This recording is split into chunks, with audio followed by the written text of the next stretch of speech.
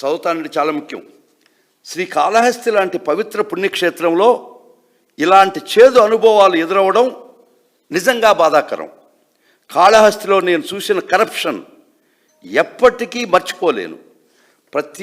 ప్రతి ఒక్కళ్ళు చేయి చాచడమే. ఎందుకు అంతగా 50 అడుగుతున్నారో అర్థం కాలేదు.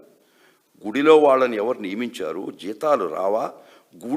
గుడిలో కూడా ఇలా చేస్తారా? చేయవచ్చా? భక్తురాలు చివరికి గుడిలోనూ అవినీతేనా? ఇది ఆమె పెట్టినటువంటి ట్వీట్. ఇది ఆమె చేసినటువంటి అపరాధం. ఇది ఆమె చేసినటువంటి ప్రభుత్వ వ్యతిరేక చర్య.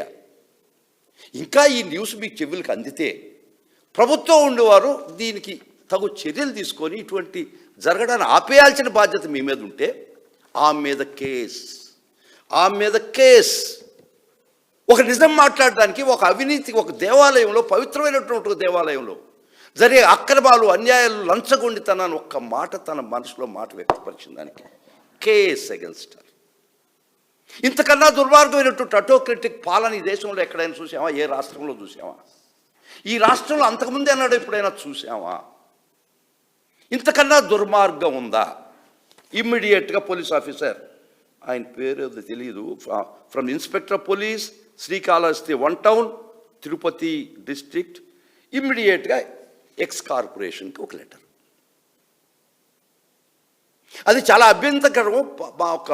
ఒక రూలింగ్ పార్టీకి చాలా ఇబ్బందికరం. అది అంటే లంచాలు తీసుకున్నారు గుడిలో అని చెప్పిన దానికి, ప్రజల దృష్టికి తీసుకొచ్చిన దానికి యాక్చువల్గా ఈ ప్రభుత్వం తల దించుకోవాల్సిన పరిస్థితి, మీకై మీరు దాన్ని కరెక్ట్ చేయాల్సిన పరిస్థితి పోయి కేస్. ఇమ్మీడియట్గా ఆయన రంగంలో దిగుతాడు ఆయన ఇన్స్పెక్టర్ ఆఫ్ పోలీస్ కాళహస్తి. వారు రాస్తారు క్రైమ్ నెంబర్ 34/26 కేసు రిజిస్టర్ చేస్తారు. ఇంతకన్నా పడిపోయినటువంటి దిగజారినటువంటి ప్రజాస్వామ్య ఈ దేశంలో ఎక్కడైనా చూస్తున్నావా? ఒక విదేశీ భక్తురాలు తన ఆవేదన, తను చూసినటువంటి ఒక లంచగుండితనాన్ని ప్రజల దృష్టికి తీసుకొచ్చి తద్వారా గవర్నమెంట్ దృష్టికి తీసుకొస్తే case crime number 34/2026 of BNS 298, 299, 353, 353 Kalahasti 1 town PS. ఇది అంకించింది వాడు. దీన్ని బట్టి ఏమర్థమైంది? 3 కోతుల్లో ఒకటి, నిజం మాట్లాడబాకు, నోరు పాపం మాట్లాడింది. ఆ ప్రావర్బల్ మంకీ చెప్పినటువంటి నిజం మాట్లాడింది. ఆమె చెడు మాట్లాడకూడదు అని చెప్పింది ఆ ప్రావర్బల్ మంకీలో. ఈ నిజం మాట్లాడింది. ఈ విధంగా ఈ కూటమి ప్రభుత్వం రాజ్యం వెళ్తుందంటే where we are taking the democracy to. ఈ రాష్ట్రాన్ని ఏ విధంగా రావణ కాష్టం ఏం చేయదలుచుకున్నారు మీరు? ప్రజాస్వామ్య ముసుగులో ఎన్నికైనటువంటి మీరు, రకరకాల విన్యాసాల ద్వారా ఎన్నికైనటువంటి మీరు, ఈ కూటమి ప్రభుత్వం రాష్ట్రాన్ని ఎక్కడ తీసుకుపోదలుచుకున్నారు?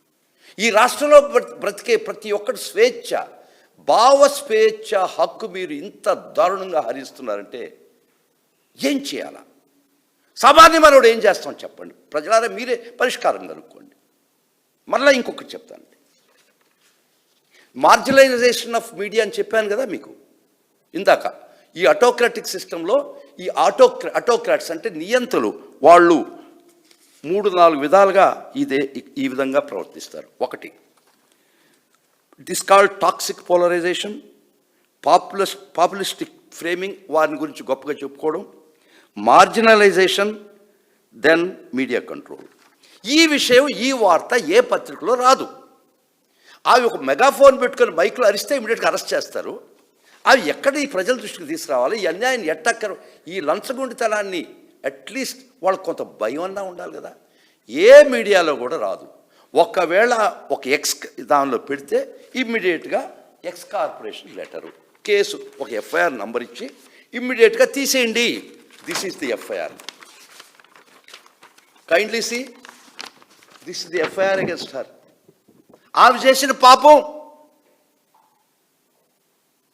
గుడిలో జరుగుతున్నటువంటి లంచగుండితనాన్ని ప్రజలకు చెప్పింది. తద్వారా మీ చెవుల్లో పడద్దని ఒక సదుద్దేశంతో చెప్పింది. ఎస్, ఇది తప్పు. నీకెంత ధైర్యం? లంచగొండితనాన్ని నువ్వు మాట్లాడేంత శక్తి నీకుందా? నీకెంత ధైర్యం? నీకు హక్కు ఉందా మమ్మల్ని గురించి ప్రశ్నించేదానికి? ఈ సమాజాన్ని ఎక్కడికి తీసుకుపోతున్న ప్రజలు మీరు ఒక్కసారి ఆలోచించండి. ఇది డెమోక్రసీ అంటావా, ఆటోక్రసీ అంటావా, నియంత్రిత పోకడు అంటావా? Stone ages back. మామూలుగా అందరికీ తెలుసు, మీకు ఒక గొంగళ పురుగు మెటామార్ఫ్స్ అయ్యి ఎవల్యూషన్లో చితాకొక చిలుగా తయారవుతుంది. ఆ విధంగా ఈ స్టోన్ ఏజెస్ నుంచి రాజరిక రంపకోత పాలన నుంచి, నియంత్రణ పాలన నుంచి ఫైనల్గా డెమోక్రసీ అనే సీతాకోకచిలుగా మనం తయారైనాం. ఆ సీతాకోకచిలు మళ్ళా గొంగళిపురిగా తయారు చేస్తున్నటువంటి ఈ కూటమి ప్రభుత్వం. మళ్ళా ఇంకొక విషయం చెప్తానండి. హౌ దే ఆర్, ఏ విధంగా ప్రజల గొంతుక నొక్కేస్తున్నారు. ఇక్కడ ఏమైనా బూతులు ఉన్నాయా? ఇక్కడ ఏమన్నా చెడు ఉందా? మీ చెడును బయట పెట్టారు. అది ఒక్కటే ఆమె చేసిన చెడు. నవ్వు మరీ ఘోరం అండి. ఎంత దిగజారిపోయి ప్రభుత్వం. ఇన్సెక్యూరిటీ, భయం. మీరు చేసే ఒక్క చర్య, ప్రతి ఒక్క చర్య ప్రజల దృష్టికి పోతే మీ పరిస్థితి ఏమవుతుంది? మీ ఇన్సెక్యూరిటీ. ఇక్కడ మొన్న మా అధికార ప్రతినిధి కారుమూరి వెంకటరెడ్డి గారు ఒక ట్వీట్ ఏమని పెట్టాడయ్యా? ఏ పాపం చేశాడు కారుమూరి వెంకటరెడ్డి? చదువుతానబ్బా. అమరావతిలో ఒక బిల్డింగ్కి అద్దాలు పెట్టడానికి 2500 కోట్లు. ఈ మాట బయట చెప్తే కేసు. మీరు అద్దాలకు 2500 కోట్లు ఖర్చు పెట్టారు, ఇది సమంజసమా? Yes, the public has got the right to make public audit. మీ విచ్చలవిడి ఖర్చులు ప్రజలు ట్యాక్స్ పెయిడ్ మనీ, అది వాళ్ళకి అడిగేదానికి హక్కు ఉంది. Likewise treat was put. అద్దాలకు 2500 కోట్లు ఖర్చు పెడతారా? ఈ దారుణటువంటి ఆర్థిక పరిస్థితుల్లో ఈ రాష్ట్రం కొట్టుమిట్టాడుతుంటే అని అడిగిన దానికి case. Yes, we got the right of public audit. ఈ రాష్ట్రంలో ప్రతి ఒక్క పౌరుడికి వీళ్ళు పెట్టే జమా ఖర్చులు అడిగేదానికి హక్కు ఉంది. 2500 కోట్లు అద్దాలుగా పెడతారన్న దానికి కేస్. వెంకటరెడ్డి మీద కారు మబ్బులుగా అయిపోయింది. ఇమీడియట్ వెంకటరెడ్డి మీద కారు మబ్బులు కప్పినాయి. తర్వాత ఏం చేశారు? మళ్ళా జగనన్న కనెక్ట్స్ అనేది మా వైఎస్ఆర్సీపీ పార్టీ ప్లాట్ఫామ్, దాని మీద ఇంకో మరీ విచిత్రం అండి. ఈ వార్త ఎక్కడ పబ్లిష్ అయింది? ఈనాడు పేపర్లో. ఐకానిక్ భవనానికి అమర్చే గ్లాస్ పలకలు సుమారు 2500 కోట్లు. వెంకటరెడ్డి చెప్పింది కాదు ఇది ఈనాడు. ఒక్కసారి చూడండి, ఈనాడులో పబ్లిష్ అయినటువంటి ఫోటో. ఇది బయట పెట్టింది మీ పేపరు.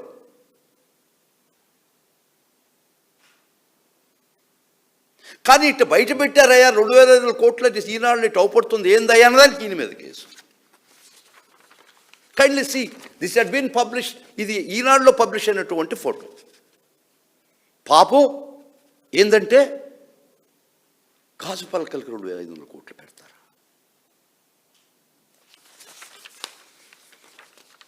ఇది ప్రభుత్వ సొమ్ము, మీ సొమ్ము కాదు.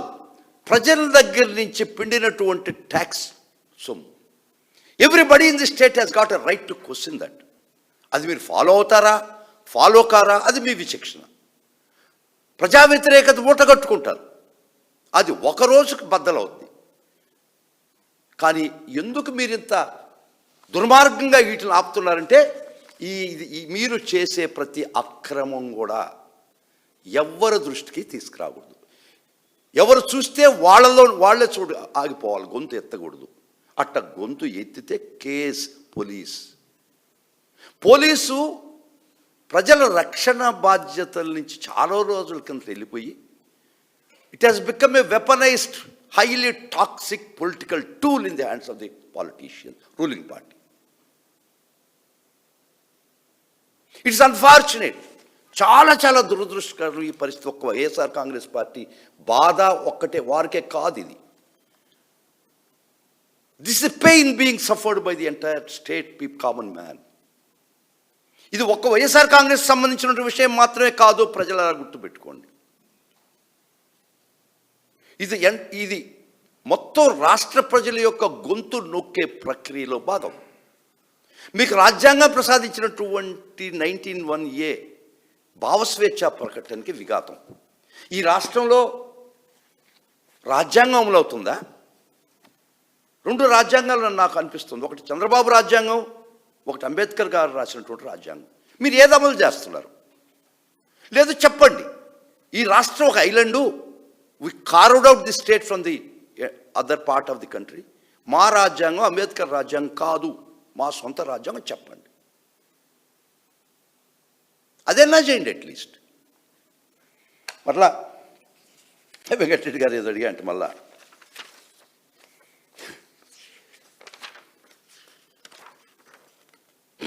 ఇది మరీ ఘోరం అండి. ఎవరో తన ఎక్స్ అకౌంట్లో ఇప్పుడు ఒక సిటీ అనేది న్యాచురల్గా బిల్డ్ అవ్వాలి. ఈయన చేసిన పాపం, ఈయన పెట్టిన ట్వీట్. ఒక సిటీ తనకై తను గ్రో కావాలి. ఏ సిటీ బలవంతంగా గ్రో చేయించలేము అంటే అంత కూడా లేదు ఇక్కడ. గ్రీన్ఫీల్డ్ సిటీ అనే కాన్సెప్ట్ ఈజ్ నాట్ ప్రాపర్ అని అర్థం వచ్చేటట్టు ఇప్పుడు ఒక సిటీ అనేది న్యాచురల్గా బిల్డ్ అవ్వాలి అని ఈయన ఎక్స్ అకౌంట్లో పెట్టుకున్నాడు. దానికి ఇచ్చిన రివార్డ్ ఏంటి తెలుసా? ఈ ప్రభుత్వం కేస్, పోలీస్ కేస్. మళ్ళా ఎక్స్ అకౌంట్కి ఇన్స్పెక్టర్ మదనపల్లి అంటేనా ఎక్స్ కార్పొరేషన్కి ఇమ్మీడియట్గా మెయిల్ కేసులు పెట్టావు, ట్విట్టర్ అకౌంట్లోంచి తీసేయండి. ఆ పోస్టింగ్ ట్విట్టర్ అకౌంట్లోంచి తీసేయండి, లేదు ఆ ట్విట్టర్ అకౌంట్ బ్యాన్ చేయండి, లేదు ఆ ట్విట్టర్ అకౌంట్ సస్పెండ్ చేయండి. ఇది ఈ లేఖ సారాంశం. అంటే ఎవ్వరు కూడా మీ మీడియాలో రాదు. ఎక్కడైనా వాడి భావస్వేచ్ఛ ఈ మధ్య జరిగినటువంటి ప్రజాస్వామ్యంలో ఒక గొప్ప విజయం టు పుట్ వన్స్ వారి యొక్క అభిప్రాయాన్ని ఎక్స్ ప్లాట్ఫామ్లో పెట్టుకునేది. దట్ ఈస్ హిస్ థింకింగ్, తన అభిప్రాయం. అది మీకు అబ్సీన్గానో అబ్నాక్షస్గా అనిపిస్తే చట్టాలు ఉన్నాయి, కోర్టులు ఉన్నాయి. ఈయన సిఐ గారు, he takes law in to his hands. ఇది అబ్నాక్షసా లేకపోతే ఇది ఈ ట్వీటు అభ్యంతరకరమా? నువ్వెవరు నిర్ణయించేదానికి? ఇది కోర్టు వారు చేసే పని. కోర్టు వారు నిర్ణయించిన తర్వాత కావాలంటే ఈ ఎక్స్ అకౌంట్కి రాయండి. ప్రతి కేసులో కోర్టుకు సంబంధం లేదు. వీళ్ళే ఇన్స్పెక్టర్స్ రాస్తున్నారు. వీళ్ళకి ఇంకా ఇవన్నీ చూస్తుంటే ఈ రాష్ట్రము ఒక మ్యాగ్నిఫైయింగ్ లెన్స్ కింద ఉంది. ప్రతి ఒక్కరిని వాచ్ చేస్తున్నారా మీరు? ప్రతి ఒక్కరు ఈ భయంకరమైనటువంటి మీ సర్వైలెన్స్ను పెట్టారా ఈ రాష్ట్ర ప్రజల్ని? మీ ప్రతి ఒక్కరిని ఉక్కు పిడికిల్లో బిగించుండారా? వాడు ఎవరో ఎక్స్ అకౌంట్లో పెట్టుకుంది ఈయనట్టు చూశాడు అంటే ప్రతి ఒక్క సామాన్య పౌరుడు ఈ రాష్ట్రంలో మీ సర్వైలెన్స్ కింద బ్రతుకుతున్నాడు భయంగా.